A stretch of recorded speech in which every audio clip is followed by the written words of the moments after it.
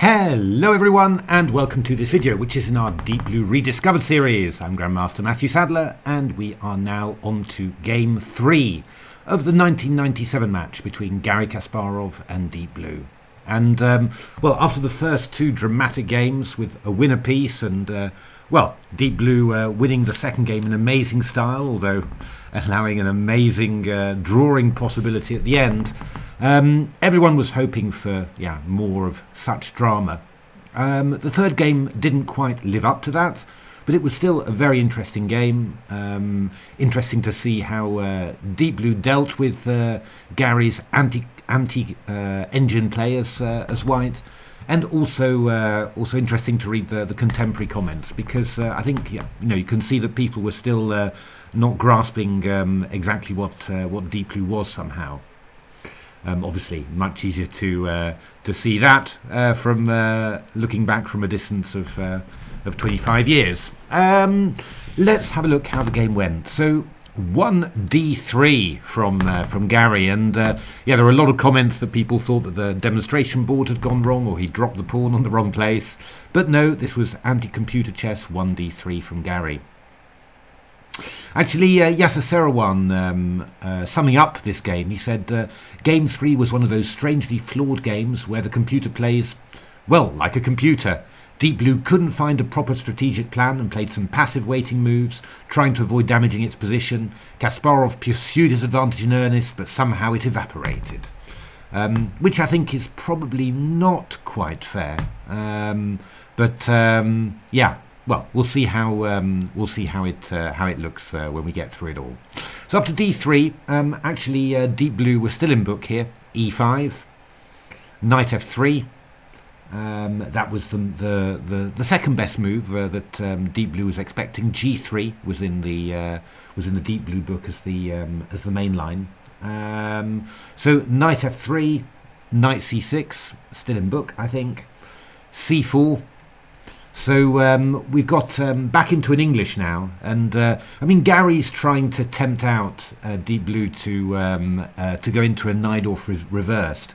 So after knight f6, Garry played a3, kind of hoping for d5 takes knight takes d5, when he could play, well, either e3 or maybe e4 and have a Najdorf but with a tempo up.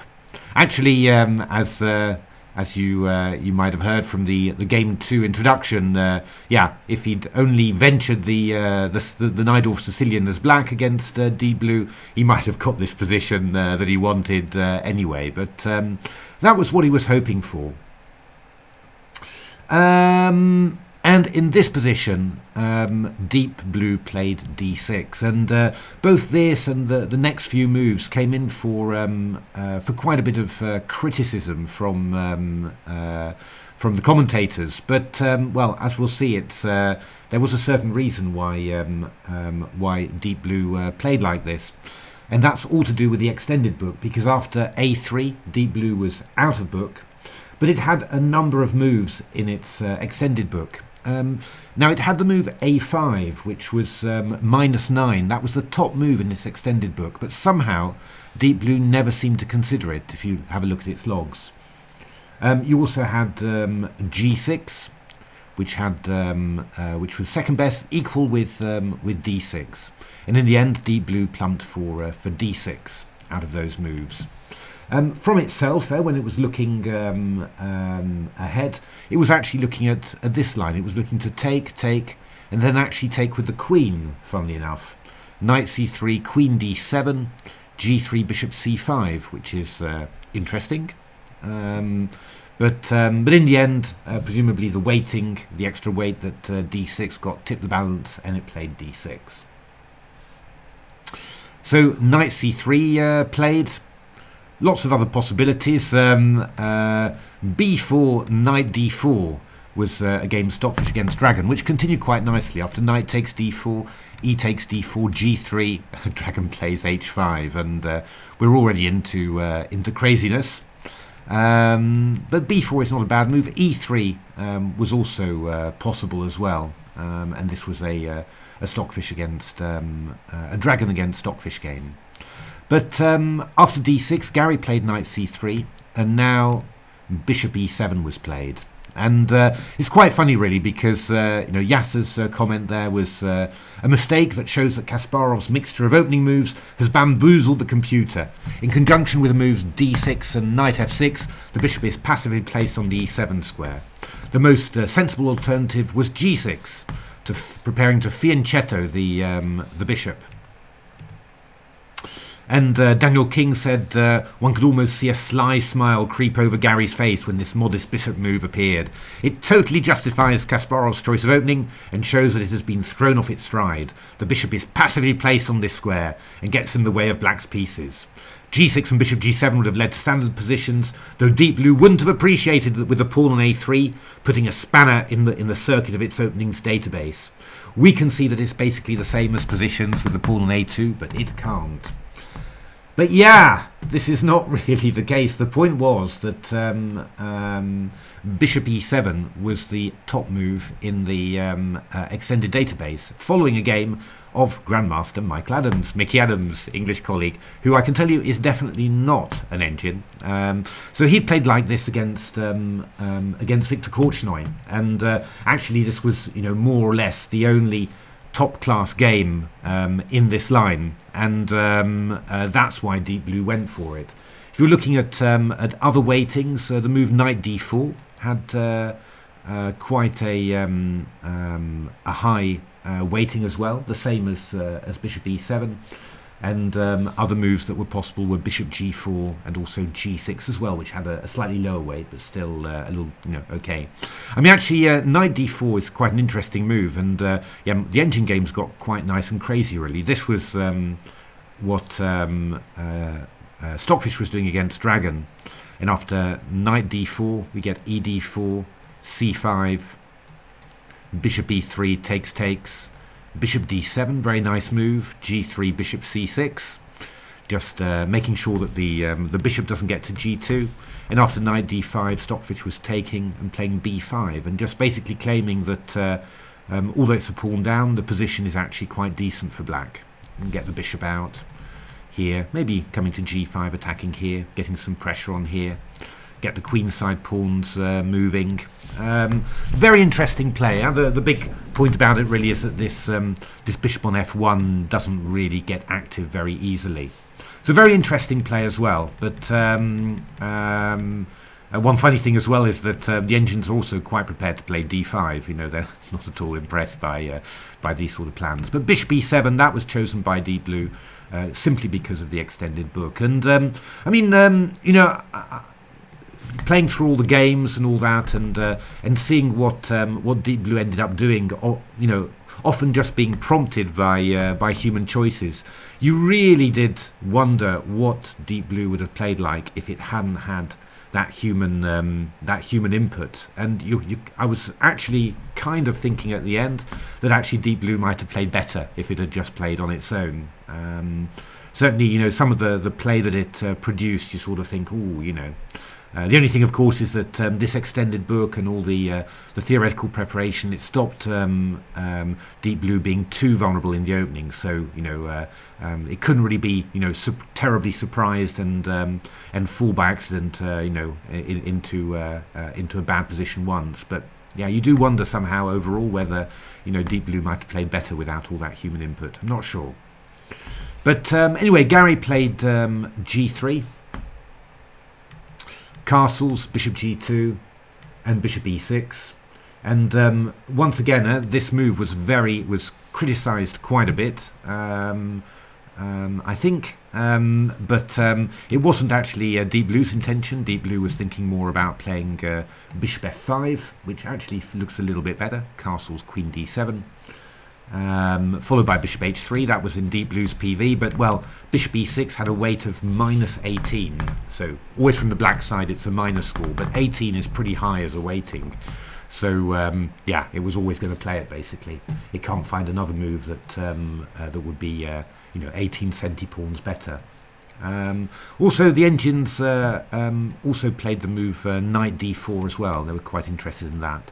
If knight d2, c6, e3, knight e6, quite a common maneuver in these lines of the English. You move the knight out of the way, and then you play c6 to block the bishop on g2.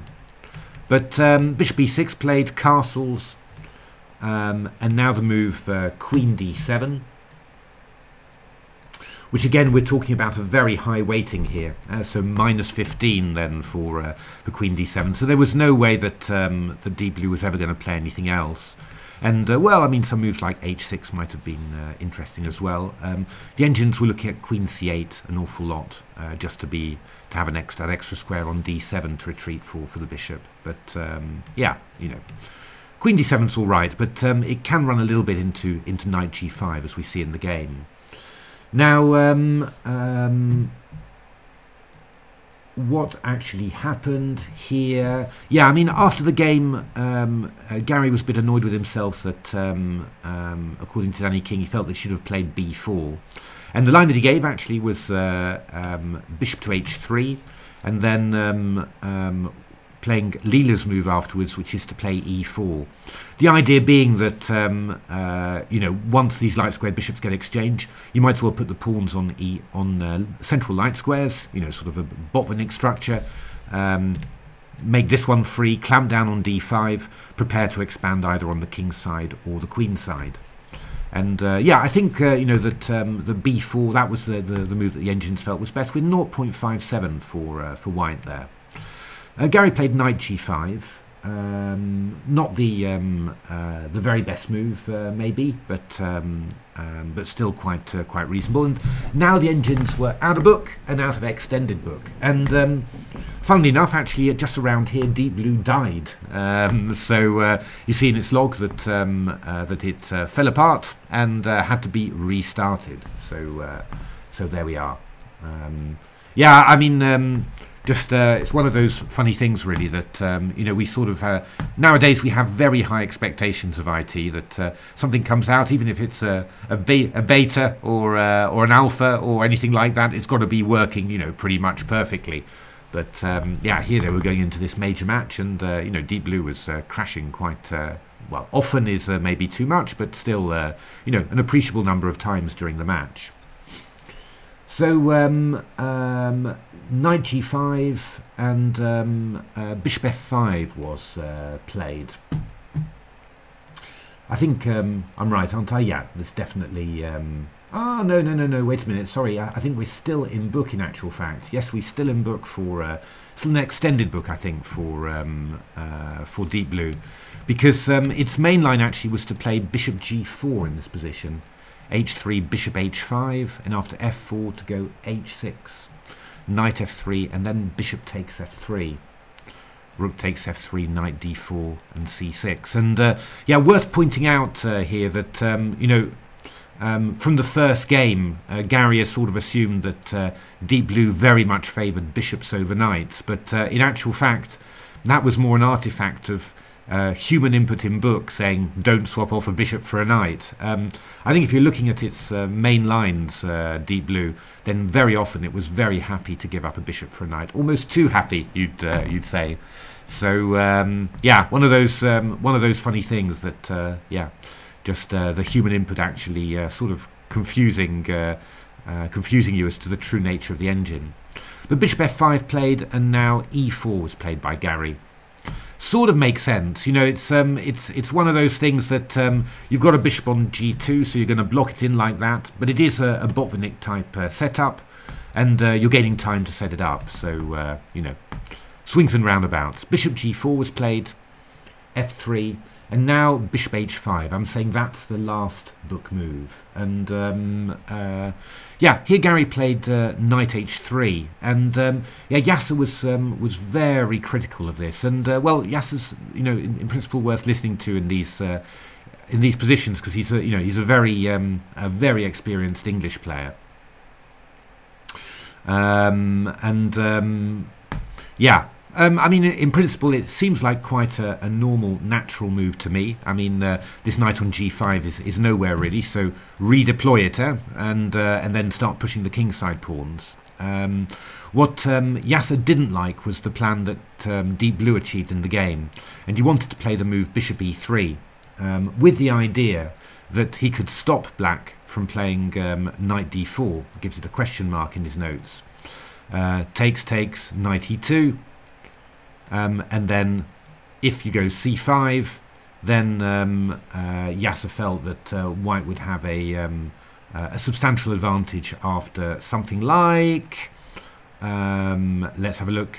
Oh, he wanted to play a4, b6, knight h3, and then knight f2, and then start moving all the pawns, or even knight f4, which he also felt would be good.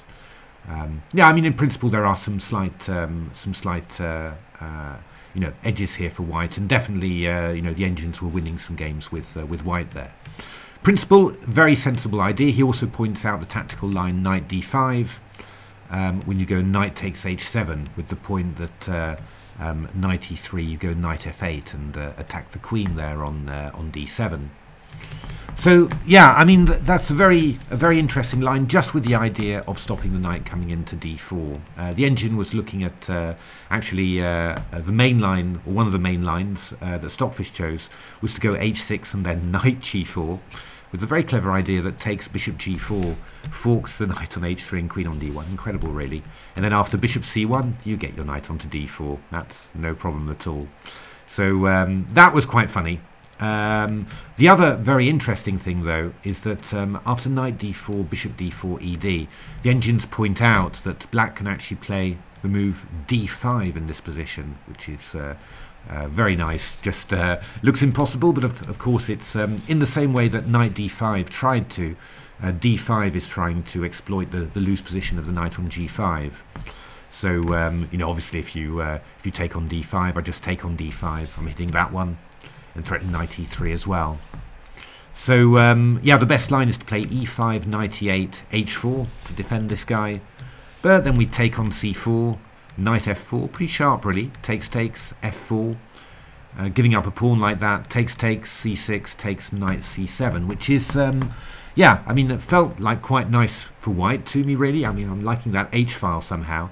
But the engines are claiming that after f5 that black is absolutely fine here. As I said, I would much rather actually be white intuitively in this position, but the engines think that this d5 move is kind of okay. But yeah, I mean, after bishop e3, this move h6 and knight g4, followed by knight d4, was the engine way to get that knight onto d4. But yeah, I mean, the suggestion of Yasser's is definitely a serious one. So after knight h3, Deep Blue went knight d4, and after knight f2, played the move h6, which is okay. I mean, it'll save this bishop if it gets chased away, and also stops the bishop coming to g5. And I mean, stopping the bishop coming to g5 is handy if your next intention after bishop e3 is to play c5. So cementing that knight into d4, and well, you just want to make sure that white can't play bishop g5 takes f6 and then knight d5. And yeah, I mean, Feng-hsiung was he was a little bit he sounded a little bit sad or disappointed or slightly distressed with some of the comments about it. You know, he says some grandmasters had the first impression that the composition clearly favoured Garry. The British grandmaster John Nunn commented, "You know, true Deep Blue has played the opening in a way that appears very odd to human eyes because it doesn't fit any of the normal patterns for playing against the English opening. You know, ideally white would like to set his kingside pawns in motion, but it isn't easy to achieve this." And Feng-hsiung says, well, sometimes, you know, searching 200 million positions per second produces unusual new solutions. And yeah, you know, actually this is you know, what black's achieved is pretty good. You know, knight on d4, solid, supported by c5, and yeah, otherwise general pressure, and you know, plenty of plans there. Black can consider, you know, at some stage playing for f5 or playing for b5. So Garry played the move b4. I think that Leela was looking at a4 actually to prevent b5, which is also quite interesting. But here, I think you can see maybe one of the slight weaknesses of Deep Blue, and certainly you see the difference between modern engines and Deep Blue. That sometimes Deep Blue was sort of playing a little bit, well, not quite playing directly enough somehow. And it's odd because often it was like seeing the best move, but then somehow it went for something, you know, less aggressive somehow. And again, there you sort of wonder, you know, was some sort of human programming really inhibiting a little bit? Because what the engines want to play, they just want to play the move a6, and when you go h4, they'll just go b5, and they're striking straight away at the queen side, going to put pressure on there, and you know, black's doing fine. Black's doing absolutely fine here.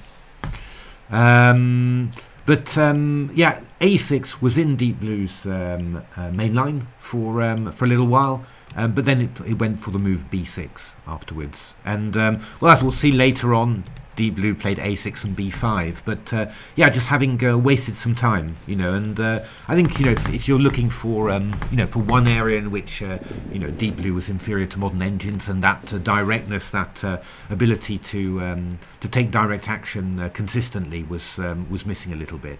Also, tactically, Deep Blue was obviously a fair bit weaker than modern engines, as we've seen already in the second game, where Deep Blue missed a number of tactics. So Garry played rook b1. I mean, Garry was struggling a little bit, I think, to find a plan. I mean, I think it's always very difficult when you're normally an e4 d4 aggressive player, and you know, in those openings, you know, the critical ones, when you sort of feel that you've outplayed your opponent, normally you're searching for a decisive advantage. You know, you can play these quieter systems and feel you're outplaying your opponent, but you know, you've only got a tiny edge. You know, and I think Garry. Yeah, I think Garry struggled with that. That's my feeling, you know, looking at how the match went.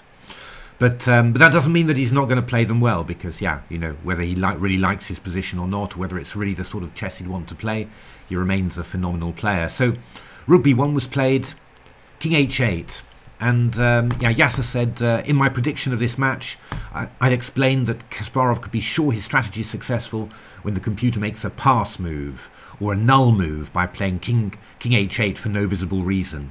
Deep Blue has hit a wall and doesn't know how to continue. The text is designed to avoid making a move that may damage the computer's position and simply waits for white to create so that it can then respond. Again, I think this is just this is going a bit over the top somehow, and not really, you know, giving Deep Blue the credit for being able to come up with decent plans. As we see on the next move, Deep Blue plays a6, but presumably either found a move that a variation it didn't like, where it felt it needed its king on h8, maybe something to do with like a knight d5 takes check intermezzo. Or maybe, you know, Deep Blue considered that it had plenty of time to play a6 and b5. And that often happens with engines, that you analyse with them, and they seem to, you know, you play a continuation and you say, oh, that was only just in time. But actually, they could have played, you know, this thing earlier. They just didn't consider it was necessary, you know. So yeah, I think that could also be the case. But my engine's obviously playing a6 and then b5 again, you know, again quicker, not spending the time on king h8. Garry played rook b2, and yeah, I mean, I like this move a lot, to be honest. I thought it was nice and flexible and kind of harmonious somehow, and Daniel King liked it as well. Yasser, who's, yeah, you know, very experienced English player, much more than me, he said this move makes little sense. Says perhaps Kasparov was hoping that Deep Blue would play king g8 again, when white's rook may be better on the b2 square. White should be, you know, playing for the advantage, trying to get the king side moving. So he suggested the move h3 in this position, with the idea of going knight g4. All possible, although, yeah, you know, the engines don't really think this position is anything really. They just want to play knight e8 to c7, and well, you might play f5, or you might play f6 and get the bishop back to f7, and then at some stage you'll definitely go b5. And yeah, are you going to be worse? Don't think so. The engine's making lots of draws in there, but you know, interesting that that Yasser doesn't like this move rook b2, because I quite liked it somehow, you know, and certainly the engines are playing it quite a bit in different variations. So a6, Yasser says, at last Deep Blue realises that it can't continue to sit and do nothing. Yeah, it's possible. But again, I think that's maybe a little bit harsh. I don't think that Deep Blue hasn't ruined anything at all, you know, by doing this. It's just played a little bit slower than it needs to. So B takes C5. That is a bit of a funny decision from Garry. I mean, he wanted to stop B5. So he takes the opportunity when you play E6 that black's got to take back with a pawn on C5, otherwise B6 would be hanging. It's very human logic to do that. You know, you sort of see a drawback to an opponent's move and you sort of say, oh, well, that must be the right move to play. But on the other hand, it's just clarifying the situation for black and, well, giving black the opportunity to do some stuff on the queen side. And it's not like white's got masses of pieces on the queen side and it's really going to power through on there.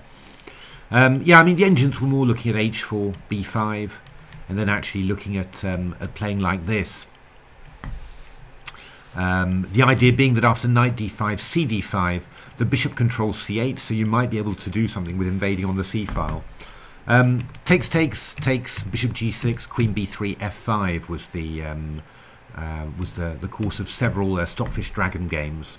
And yeah, this was the incredible bit, because after bishop f5 I was thinking, bishop f5, ef, rook f5. Yeah, you know, maybe white could claim a good edge here with you know, nice light squared bishop and all that. But actually what the ancients want to do is to play rook f5 and bishop f7 and win that pawn and then come through with the old pawns and the two bishops. And yeah, a lot of draws between Stockfish and Dragon, Dragon and Stockfish with that. But that was a concept. Yeah, very, very interesting there. But after b takes c5 from Garry, the engines just consider that the position's completely equal, 0.00.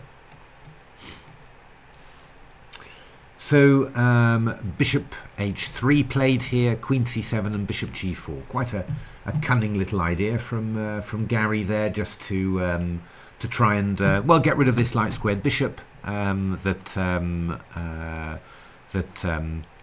nothing on g2, just trying to exchange it and then get the pieces moving. So Deep Blue reacts with bishop g6 and now f4 from Garry. And yeah, it's a bit, I mean, Garry's position is a bit loose and strange, really. You know, this bishop feels odd on g4 when you're starting to open up the position and try and expand. So, and black's pieces, well, you can say, oh, black's wasted time, played b6 to b5 and king h8. But yeah, I mean, what's wrong with the position? There's actually nothing wrong at all. You know, and yeah, I think that's something that we have learned and that we're still learning. I think, you know, just to not only to count tempi or to say, well, surely I must be better than the opponent because I've displayed so much more understanding, but also just to look at the position on the board and say, yeah, but what did we end up with? You know, and here black's, you know, completely reasonable here. So e takes f4 from Deep Blue, a good move actually. I mean, you know. I think, you know, keeping the centre open like that, not letting necessarily the centre always get blocked, pretty good instinct from Deep Blue. And then queen a5, and yeah, typical engine move, of course, you know, hitting the knight on c3 and the pawn on a3, and really asking white, well, justify your plan, you know, not here Deep Blue really is striking, you know, and not just waiting for things to happen, and yeah, it's working out pretty well.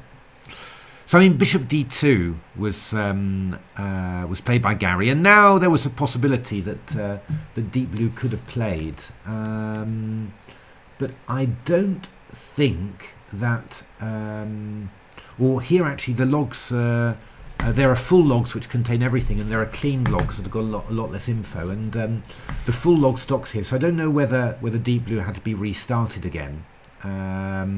But yeah, there was a possibility, but I've got no trace of it in Deep Blue's main lines, and that is the move knight g4, queen g4, f5, pointed out by commentators at the time.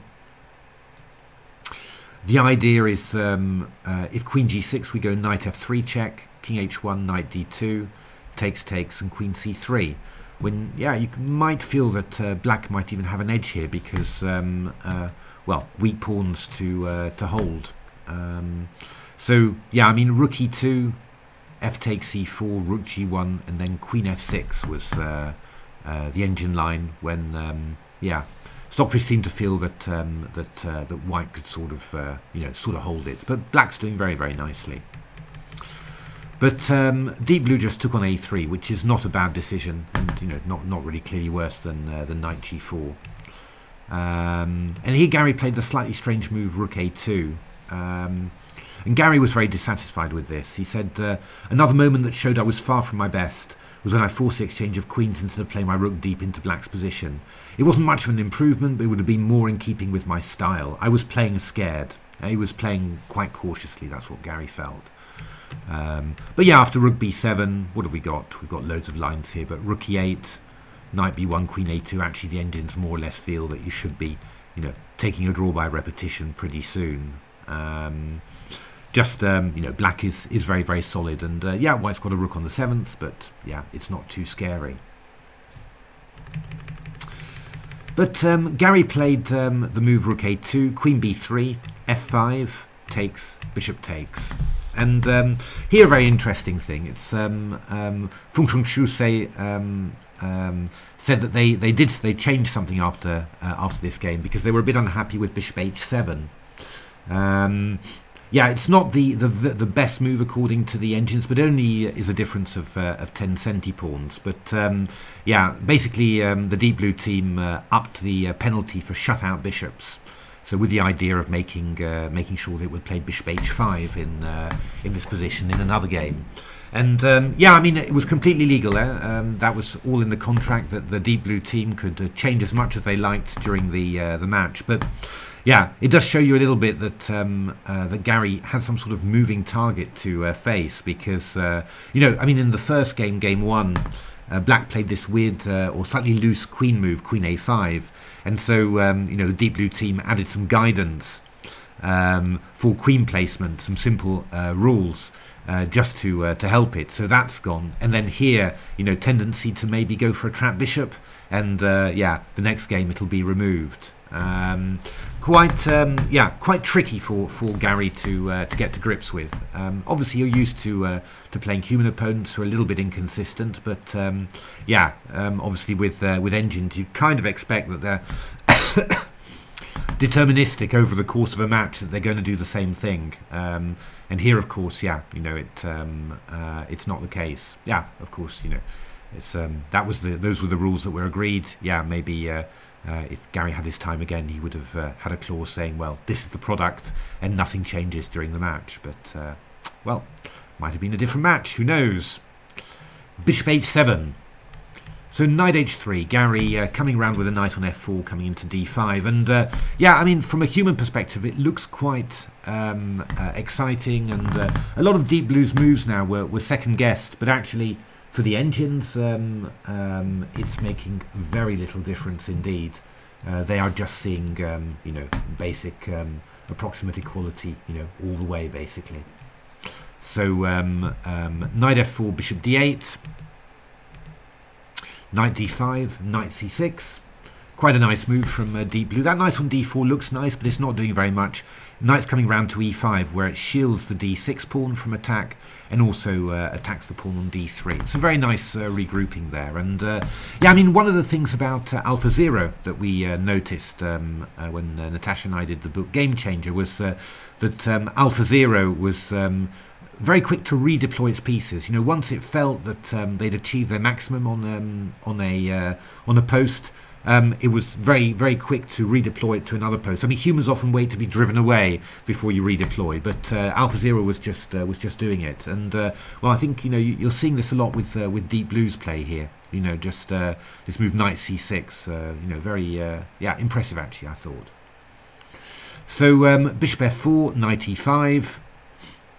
Bishop a4 takes, and knight takes, and now a5 from deep blue. Yeah, Yasser said it was a very bad move that made black's position even more passive. He preferred the move f6, which is also the engine choice.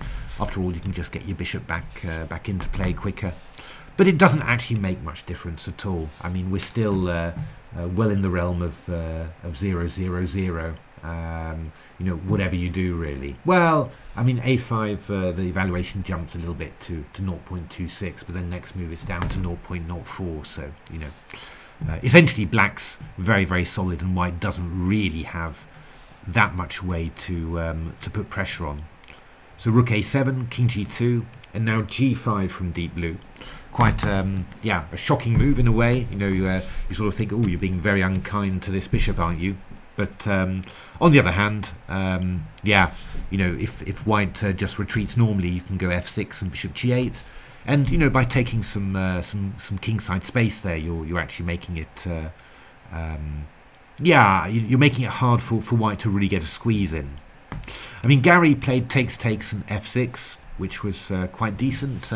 Well, basically, you know, holding out this bishop. This bishop is not going to get really back into play. It can go to g6 now, but it's not going to do much. So you sort of feel like, you know, really feels like white's dominating enormously. But, well, how are you going to do anything?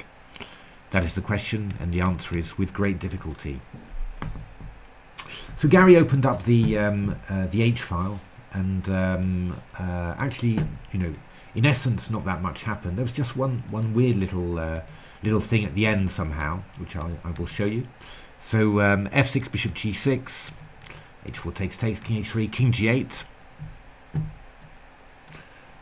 king takes h4, king h7, just sort of waiting around really, and king g4. And yeah, I mean, actually, the weird thing about it was that deep blue's PV at this stage was a little bit bizarre, because let me just I'll have a look. I'm looking at it on another screen there, but it was looking at rook h1, h5, king g5, rook bb7.